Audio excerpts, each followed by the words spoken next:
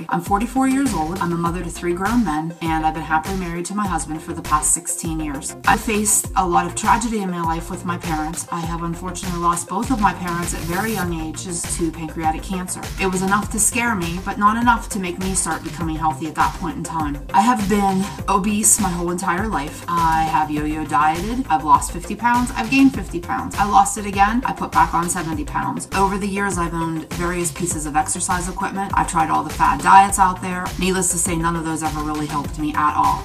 Past February, I read a post on Facebook and it was inviting me to join the challenge group. But by that point in time, the scale had almost hit 300 pounds and I did not want to see that number on the scale. So when I saw this post on Facebook, I sent for more information. And through that, I actually met up with a local person who I knew. And with that, I got started. Most of the Beachbody programs kind of scared me at that time. I started with the Slim and 6 program. I went on from Slim and 6 to the 21-day fix. Then I tried PAYO when it came out. Then I started T25. And I actually made it through Alpha, Beta, and Gamma. And I absolutely love the program. I'm now happy to say I'm on my 3rd week of Insanity Max. And it's awesome. I can do it, and it's something I never would have been able to do a year ago. So far, I've been able to lose 75 pounds, 36 inches. My clothing size have dropped from a size 22, 24 to a size 14. And actually on Christmas Eve, I put on a brand new pair of size 14 jeans to go out in, and they were baggy. I feel wonderful. I feel stronger. I have more energy than I ever thought I would have. And I hope my story helps you and will help inspire others to follow in my footsteps.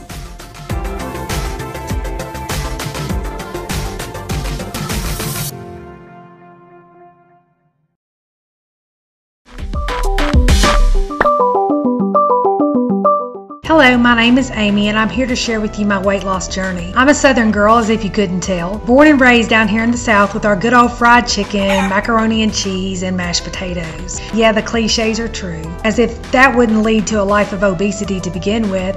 I lost my father when I was only 10 years old. I was daddy's girl, and definitely it left a hole in my heart that was never filled. I learned at an early age emotional eating, and that stuffing myself with food momentarily eased the pain. What I didn't realize at 10 years old was that it was going to pack on pounds, and eventually I would be teased, and it left me with more pain. So I learned to eat more and more, and the guilt that I felt because of that led to more problems. The biggest catalyst in my weight gain was when my mother, who was one of my best friends, was diagnosed with breast cancer. It was terminal breast cancer, and we both knew her odds were very poor. That was what would throw me over the ravine, so to speak. The loss of my mom led to more emotional eating. The guilt that I felt over not being able to save her or to help her. I hated myself. I found myself at over 335 pounds. I was miserable. Somewhere deep down inside, I had this burning passion to do something different about it. At the time, I didn't realize that it was God. It was God trying to do something to show me that my life was meant for more. That my mom may have died, but that my life wasn't wasted just because she was gone. That I needed to stand up and do something about it, lest I become another statistic from obesity-related disease like both of my parents. So I decided to have weight loss surgery. Boy, that was a mistake. I did not know at the time that it would fail. Yeah, I lost a little bit of weight, not enough to justify my 335 pounds. I gave up. I didn't know what else to do. In July of 2013, I went ziplining. Crazy, yeah, I know. So I get the family pictures back and I'm like, who is that?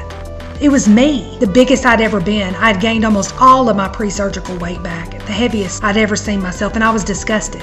That day I got on the computer. I found Alyssa and I found out all about these challenge groups, and she encouraged me to get started. You can do it. She believed in me when I didn't believe in myself. I said, what the heck? Jumped in feet first, learned clean eating, drank my Shakeology every day, and guess what? It worked.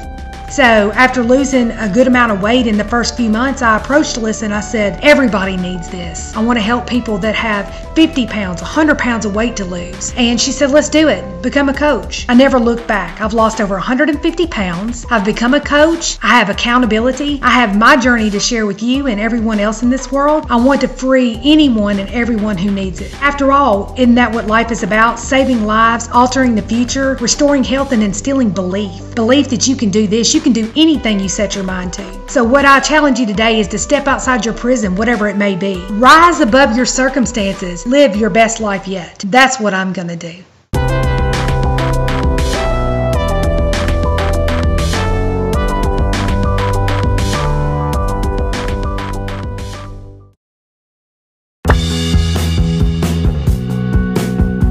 Hello, my name is Rachel Salinetro, and my story is a little bit backwards. I've been an athlete since birth, love being physically active. Got into HIIT training after high school, boxing, biking, you name it, I did it. Just 7 months ago on May 30th, I was on my way to work. I fell asleep at the wheel and I wrecked my car. I was in a coma for 4 days. I was on life support for 3 days. I broke pretty much the entire right side of my body. 3 broken toes, my femur snapped out of my leg. I now have a metal rod placed in there permanently. 3 broken ribs, a lacerated liver, ruptured spleen, broken vertebrae in my neck, hairline fracture in my skull, 2 frontal lobe brain bleeds. But that's all. Not that big of a deal, right? To be totally honest, that sucked, but mentally, all I kept thinking was, what if I can't run again? What if I can't play sports? How am I going to deal with that? I was thinking about it, it was tearing me apart, but then something clicked in my head. All I kept saying was, don't give up. Keep going. I was in the hospital for 3 weeks. I went through 6 weeks of physical therapy. 2 weeks after finishing physical therapy, I got my insanity certification. I just wanted to have fun with it, and I was like, okay, cool, yeah, let's start some classes. Yeah, I can do one-on-one personal training, but I had no idea how much of a mental strength and emotional strength that it took. Way more than physical ability.